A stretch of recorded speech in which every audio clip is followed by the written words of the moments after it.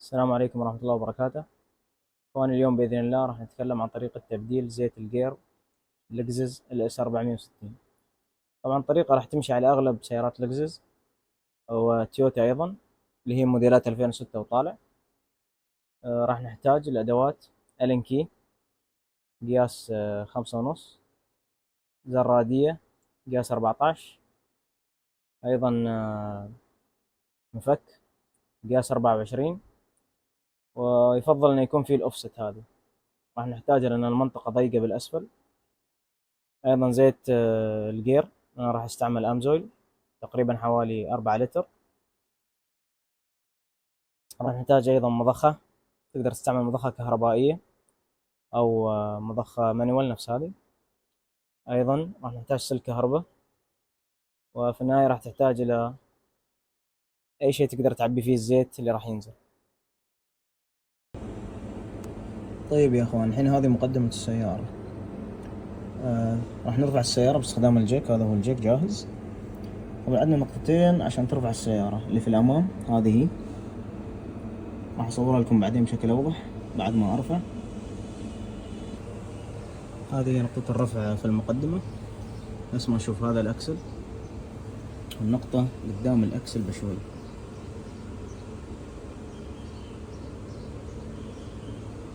بعد ما ترفع السيارة بالقدر المناسب راح تحطها الجيكن أو اللي اسمه جاك ستاند يعني عشان يحميك. طبعا هذا أقوى من الجيك هذا،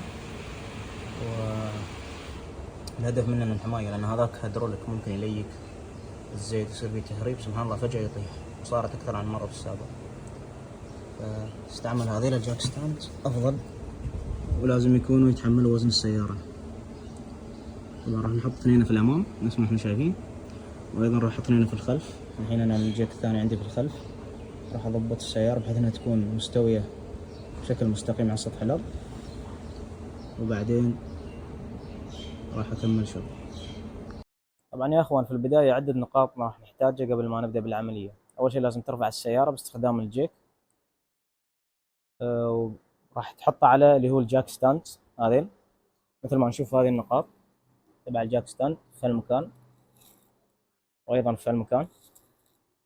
وأبدا أبدا لا تنزل تحت السيارة إذا هذيل مش موجودين، لأن الجيك العادي احتمال إن سبحان الله يليك أو تصير فيه مشكلة وينزل فجأة. أيضا نقطة أخرى يا أخوان، لما ترفع السيارة تحاول إنها تكون مستقيمة قدر الإمكان، سواء من الأمام والخلف أو من الجنبين يمين ويسار. حاول إنها تكون متوازية مع الأرض، ما في ميلان لأي جهة من الجهات الأربع. أيضا نقطة أخيرة يا أخوان، السيارة لازم تكون ما انساقت في آخر 8 ساعات عشان الجير يبرد، لأن الجير من يحمى يحتاج 8 ساعات علشان يرجع لدرجة الحرارة الطبيعية اللي هي راح نشيك عليها زيت الجير، درجة حرارة 35 مئوية وتحت. درجة الحرارة هذه 35 فقط لللكزس 460. بالنسبة للسيارات تويوتا الثانية ممكن درجة الحرارة تفرق، فلهالسبب راح نستعمل السلك، لأن راح ندخل على كمبيوتر السيارة وهو بنفسه اللي راح يحدد متى راح نشيك لما توصل الحرارة للدرجة المطلوبة. طيب الآن أسفل السيارة يا أخوان، مثل ما نشوف هذا عندنا كارتير زيت الجير تقريبا موقعه في منتصف السيارة. مثل ما نشوف عندنا الشكمان على اليمين وعلى اليسار.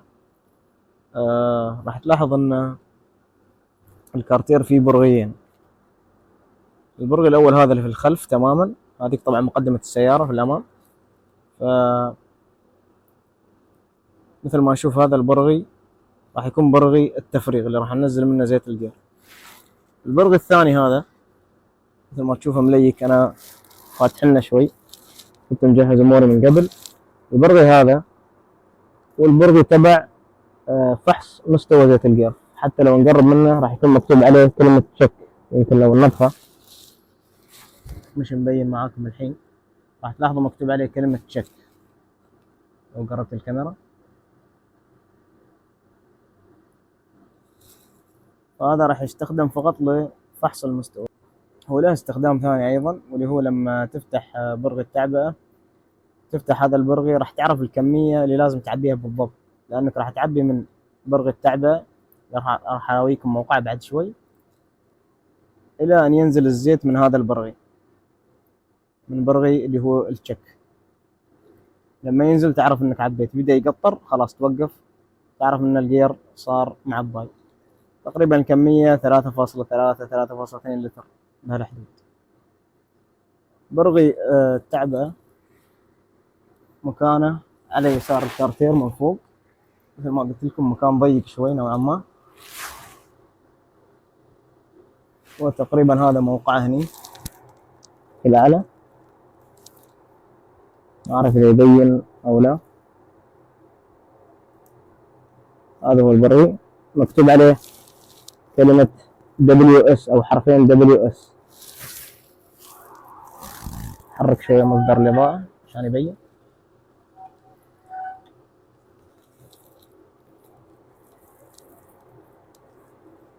فهذا هو برغي التعبئة، إن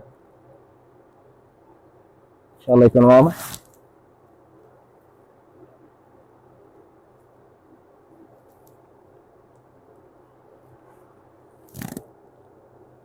مثل ما احنا شايفين هذا هو البرغي، راح يكون مكتوب عليه WS.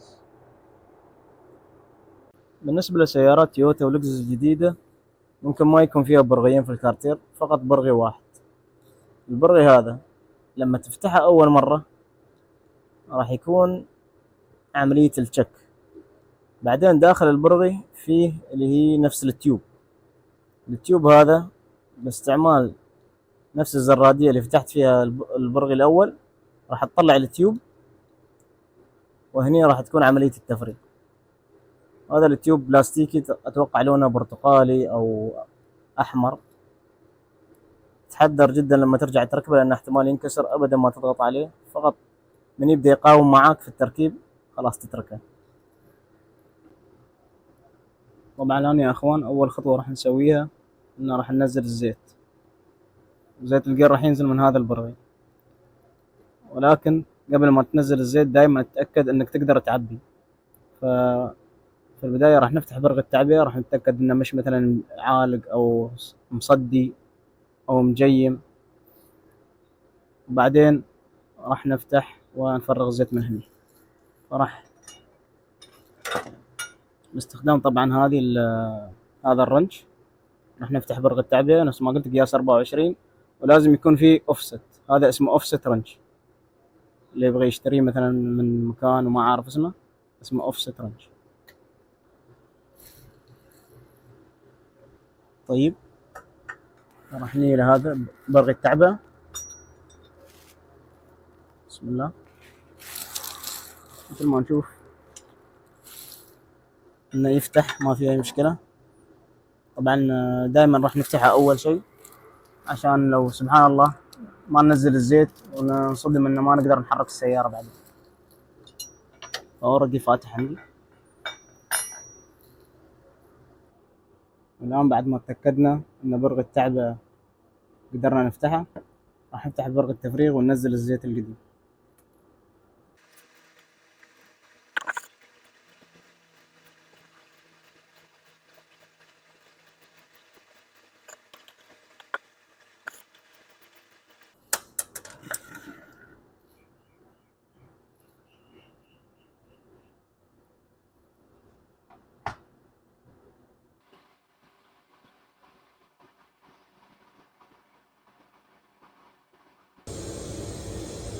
هذا يا اخوان عندنا برغي اللي هو التفريغ اللي فكيناه ونزل الزيت منه. طبعا مثل ما نشوف يجي معاه كراش واشر. هذا تقدر ايضا ترجع تستخدمه مرة مرتين، ولكن لازم بين فترة والثانية تبدله، يعني لا ترجع تستخدمه مرات عديدة بحيث انه ممكن يصير عندك تهريب. طبعا الان بما ان التنزيل خلص فراح نرجع البرغي.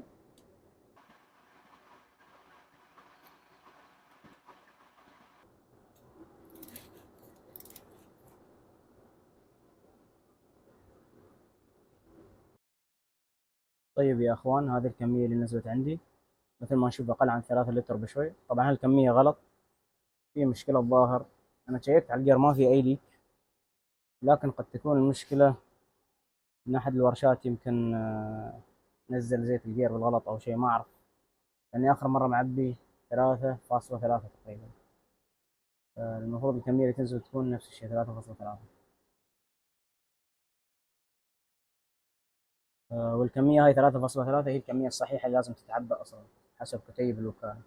وأنا مبدل أكثر عن مرة، ودائما اللي ينزل لي هو 3.3.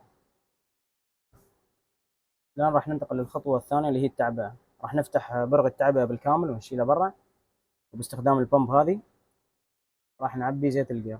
زيت الجير أنا استعمله أمزويل الأزرق ATF سيجنتشر سيريس، مثل ما نشوف هنا إنه متوافق مع تويوتا WS. تقدر طبعا تستعمل زيت الوكالة اللي هو WS إذا حاب، لكن هذا الزيت صناعي وأنا أشوف إنه أفضل، بس يعيب السعر شوي. والكمية نفس ما قلنا راح تكون 3 لترات ونص. ماشي مشكلة إذا زدنا شوية، لأن في النهاية في خطوة راح نوزن الآيل وننزل أي آيل زايد في الجير. طيب يا أخوان، الحين بالنسبة للتعبئة راح نشيل برغي التعبئة ونركب برغي التفريغ. والآن عندنا اللي هو طريقتين نعبي، إما باستخدام البمب اللي صورت لكم قبل، لكن هالمرة راح أجرب طريقة جديدة اللي هي باستخدام الفنل هذا، شابك فيه هوزات وموصلة بالأسفل اللي هو برغي التعبئة أو بفتحة التعبئة. طيب يا أخوان، هذا هو برغي التعبئة، شليته. طبعا يكون في طرف السايق مثل ما نشوف يجي عليه أورنج، الأورنج خلاص متآكل. هذا الأورنج الوكالة تقول لك لازم تستبدله كل مرة، ولكن أنا استبدله كل 3 مرات أبدل. هذا رقم القطعة اللي يبغى ياخذ الأورنج، هذا هو الأورنج الجديد راح أبدله الحين. طبعا مثل ما نشوف الزيت قاعد ينزل الآن، وهذه اللي هي فتحة التعبئة. طبعا لا تصب بسرعة عشان يلحق الزيت ينزل، تعطي الزيت وقت انه ينزل في الفتحة.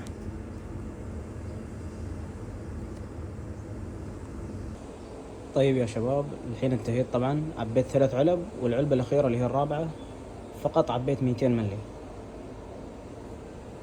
والحين راح ننزل تحت السيارة وراح نشيل التيوب هذا اللي عبينا منه، راح نركب برغي التعبئة مثل ما نشوف WS مع اللي هو السيل الجديد هذا أو الربرة الجديدة. طيب يا أخوان، الحين طبعا لما راح تنزل راح تشوف إن في لا يزال زيت ما دخل للجير. راح تدز فقط التيوب للأعلى وثبت إن الزيت يتحرك ويدخل داخل. طبعا أنا عملته قبل، الحين راح تشيل التيوب. خلاص انتهينا. بسم الله.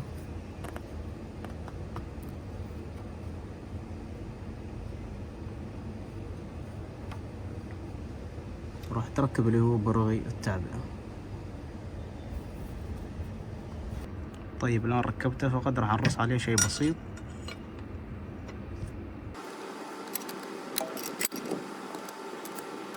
طبعا لا ترص عليه بشكل كبير علشان ما تصير عملية إزالته صعبة، هو أصلا ما يحتاج إنك ترص عليه بشكل كبير. فقط لما يبدأ يقاوم معاك رص عليه شوي زيادة وخلاص. بعد ما نقوم بتركيب اللي هو برغي التعبئة راح نجهز طبعا الانكي نفس ما قلت، قياس 5. وين القياس؟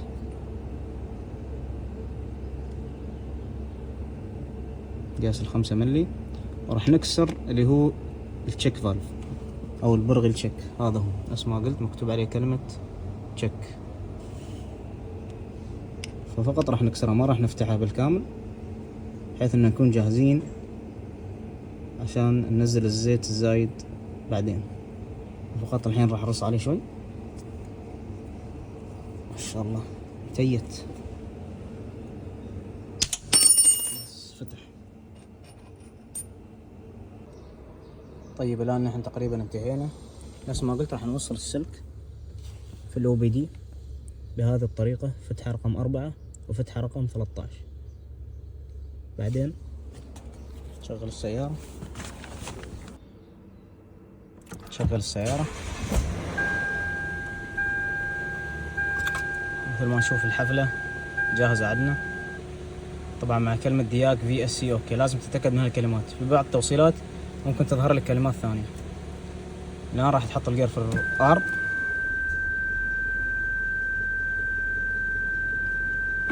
بعدين الدي تنتظر شوية، بعدين في الاس راح تحرك جميع الغيارات، تنتظر 3 ثواني، الغيار اللي بعده 3 ثواني، الغيار اللي بعده، وهكذا.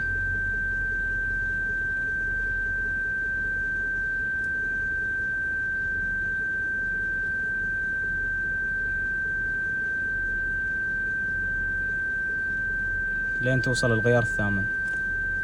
الحين ترجع السيارة في الباركنج، بعدين ترجع على طول إلى الان، ونبدأ نحرك بين الان والدي على السريع إلى أن يثبت حرف الان أو حرف الدي. الآن ثبت عندنا واختفى. الآن رجع حرف الدي. لاحظ الموتر في الباركنج، معناته أنه لازم ننزل على السريع ونفتح برغي اللي هو التشيك. لأن نفتح برغي التشيك راح ينزل الزيت الزايد.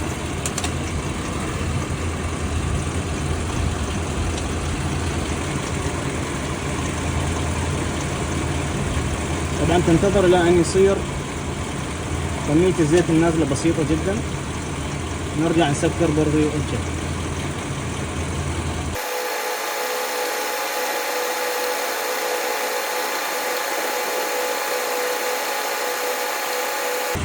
الآن خلاص نزل جميع الزيت الزايد، نسكر البرغي. كذا نكون انتهينا من عملية تغيير زيت الجير للسيارة. اخواني، في شيء شفتوه في موتري صار وما كان المفروض هو اللي يصير اصلا. طبعا انه هو ظهور حرف الدي على طول بعد ما بديت احرك بين الان والدي بسرعة.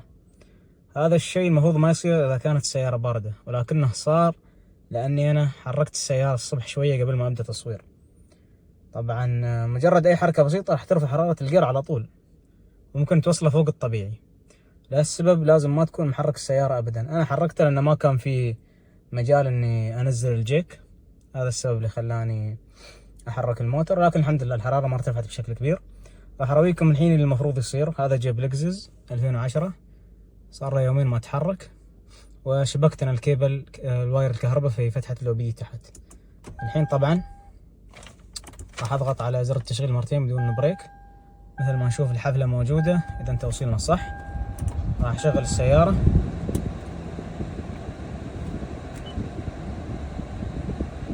و راح ندخل السيارة اللي هو في وضعية تشيك حرارة الجير. راح اروح على الار، الان، الدي. راح ابدا احرك بين الان والدي بسرعة. طبعا ما يهمني هني اني احرك بين الجيور، السبب ان ما بدلت زيت الجير لهالسيارة انا. مثل ما نشوف الحين ثبت على الدي واختفى. هذا اللي المفروض يصير. الان عندي الجير مثل ما نشوف في الباركنج، ولكن هني ما ظاهر اي شيء لان الجير بارد. فراح انتظر الى ان طبعا يوصل الجير الى حرارة الفحص الطبيعي. راح يظهر لي حرف الدي وراح يظل ثابت بالرغم ان الجير في الباركنج اصلا. وثم لما ترتفع حرارة الجير راح لما ترتفع فوق حرارة الفحص راح تبدأ تفلش نفس ما صار في موتري. فراح انتظر الحين. طبعا راح اسرع الفيديو انا عشان ما اخركم.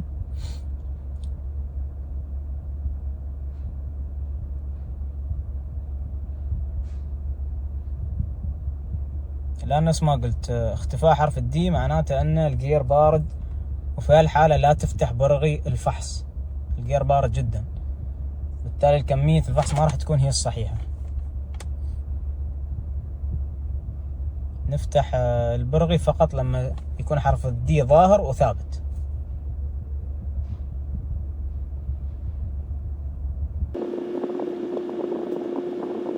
طبعا الشغلة هذه ممكن تاخذ وقت، وهي تختلف من سيارة لسيارة. في اللكزس 460 يمكن خذت مني تقريبا 3 دقائق ويظهر حرف الدي. اما بالنسبة للجيب اللكزس اتوقع انه يمكن ياخذ 7 أو 10 دقائق الى ان يظهر حرف الدي.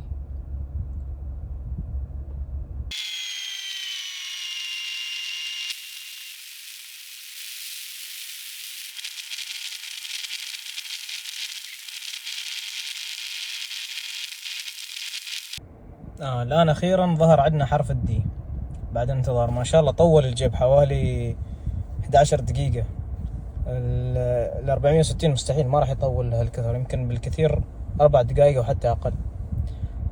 ظهور حرف الدي بالرغم من اننا نحن في الباركينج، معناته ان الوقت مناسب عشان تنزل تحت الموتر وتفتح اللي هو برغي التشيك عشان ينزل الزيت الزايد اللي عبيناه، لان احنا 3.2 اللي قلنا ان عبيناها هذه اكبر اصلا من الكميه اللي المفروض تتعبى، او المفروض ان الجير يشيلها حوالي خلنا نقول 3 بالضبط تقريبا، او 2.9 لتر.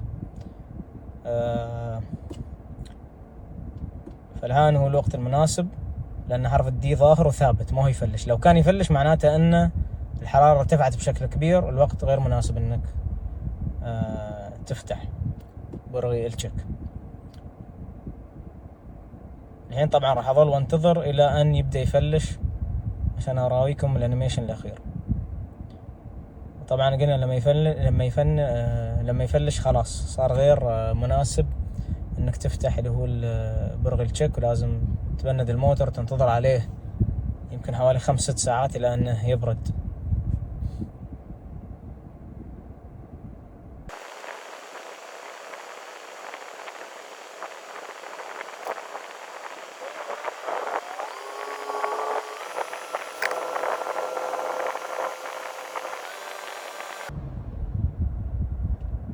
طيب يا اخوان، الان مثل ما شايفين هني بدأ حرف الدي يفلش، معناته ان حرارة الجير ارتفعت صارت فوق درجة الحرارة المسموح بها، بالتالي ما راح نفتح برغي التشيك في حالة اذا جينا وسوينا هذه الحركة وظهر عندنا انه يفلش على طول بهذه الطريقة، او سواء بالطريقة اللي شفناها في ال 460 لما صورت قبل.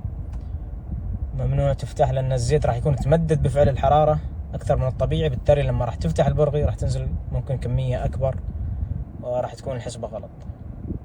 وهذا باختصار اللي هي طريقة فحص المستوى. طيب يا اخوان، وانت اسفل السيارة انتبه للشكمان ممكن يسبب لك حرايق. والحين طبعا بما ان انتهينا راح اقوم باغلاق اللي هو برغي التشيك، ارص عليه شوي فقط.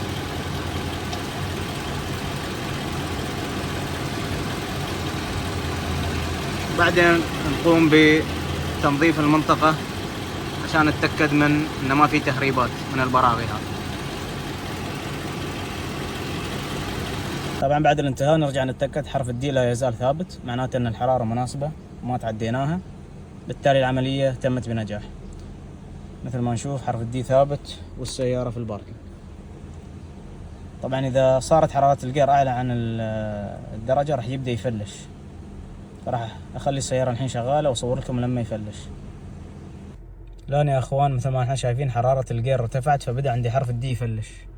لما تصير لك هذه الحركة ابدا لا تفتح برغي اللي هو التشيك ولا حتى برغي التفريغ، لان الزيت راح يكون متمدد، الزيت اللي راح ينزل اكثر من الكمية اللي المفترض انها تنزل، بالتالي راح تكون حسبتك غلط، ممكن الشيء يضر بالجير.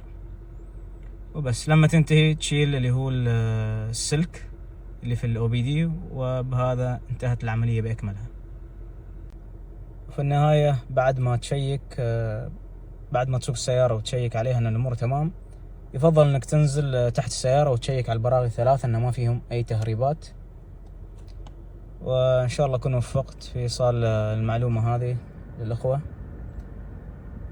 سبحانك اللهم بحمدك، اشهد ان لا اله الا انت، استغفرك واتوب اليك. مرحبا يا اخوان، الحين طبعا نصور بعد التبديل. شوف كيف حالة الموتر، الغيارات، لازم تطلع تجربة بعد التبديل. في شيء نسيت اذكره قبل، ان في حالة نزل آيل الجير اسود او كان متوسخ كثير، يعني يفضل انك تسوي برمجة للجير، اعادة برمجة.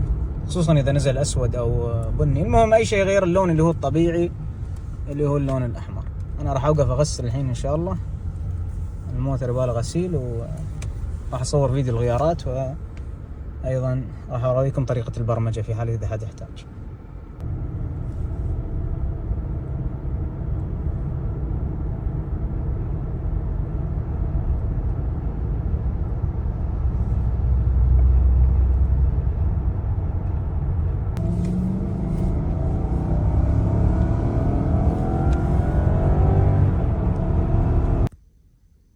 طيب يا اخوان، ظل عندنا اخر شيء اللي هي طريقة برمجة الجير.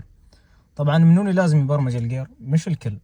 اللي يبرمج الجير مثلا شخص نزل عنده الايل اسود محترق، او صار له مثلا ممشى السيارة كبير جدا، مش مبدل زيت الجير، بدل قطعة معينة في الجير مثلا، ايضا صار عنده نتعات بعد التبديل. هذا الشخص اللي يبرمج، مش الكل لازم يبرمج.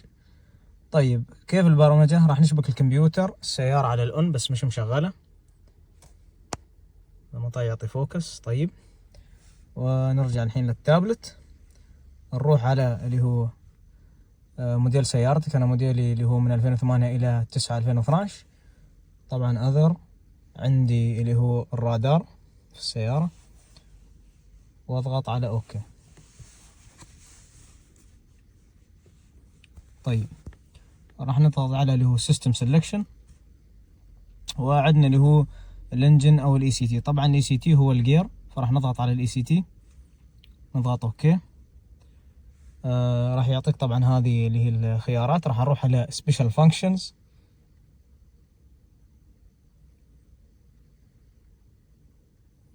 وهني عندنا اللي هو ريست ميموري. هذه هي البرمجة، راح تمسح ذاكرة الجير القديم.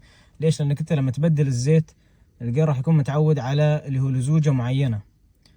تبديل زيت الجير الى زيت جديد اللزوجة راح تتغير، بالتالي راح تضطر انك تعمل مسح للذاكرة علشان يرجع يبرمج نفسه. طبعا ليش ما انصح ان الكل يعمل برمجة؟ السبب هو بكل بساطة انه ما راح تعجبك التبديلات بعد ما تعمل ريست. اول تقريبا 3 ايام الى اول اسبوع راح تلاحظ ان في نتعات لين ما الجير يتعود او يبرمج نفسه على السائل الجديد. راح تعمل ريست، وبعدين راح يقول لك اتوقع ان بند اطفي السيارة وارجع شغلها. انا طبعا ما راح اعمل لان امور الجير عندي تمام، ملتزم بتبديل الزيت. والزيت مثل ما شفت لما نزل كان نظيف ما شاء الله، كان جديد رغم اني ماشي عليه حوالي 60,000. وهذه طريقة برمجة الجير.